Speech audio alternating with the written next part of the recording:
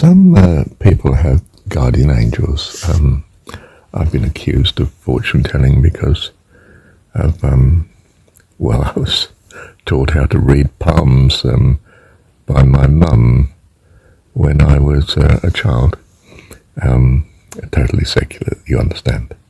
Well, actually not so. I had a Bible that Dad gave me at Christmas.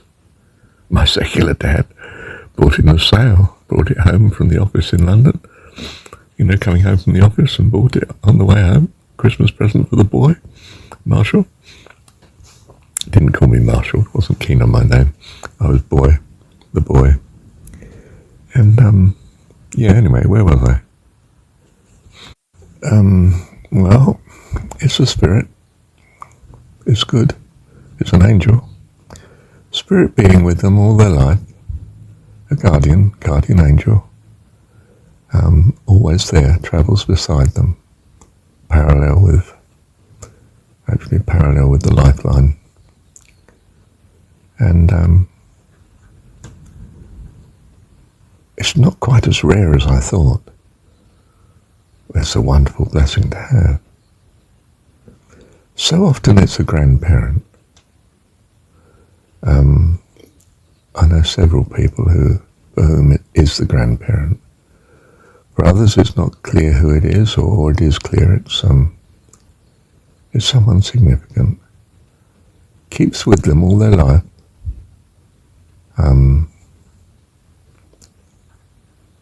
bless and to guard them.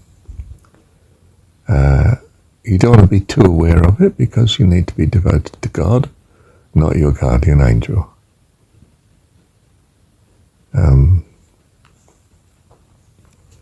Now my mum, as part of her path to God, from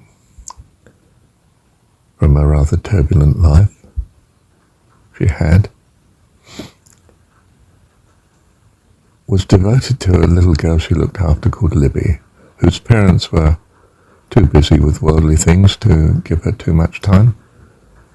So Mum, as a granny really, as a nanny, called often and babysat and absolutely loved Libby to bits. And of course, from my point of view, if only she could have then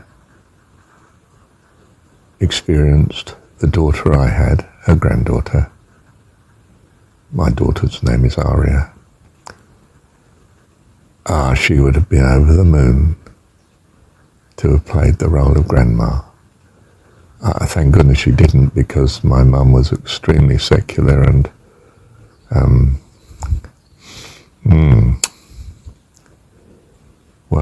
more of a fallen angel at the time. Hating Dad to bits, my dad, and loving me to bits, her son. Well, she certainly had done while I was a child. But I fancy that part of her pathway to God is to be the guardian angel, and I mean angel now, angel of light, love and care, which she is so able to give to my daughter, her granddaughter, Aria, that she travels with Aria all her life, to love and care for her in a way that, in hindsight, my mum would have loved to have been loved and cared for. She was a wonderful mum to me, absolutely wonderful, and we were as close as close. And I would like her to have this fulfillment of being my daughter, her granddaughter's guardian angel, not obscuring Aria's view of her heavenly dad, God Almighty, but nurturing her rather, into his presence. And in so doing, of course, my mum will be so blessed herself, for he does a greater thing in us than through us. Wonderful Dad he is. Thank you, Dad.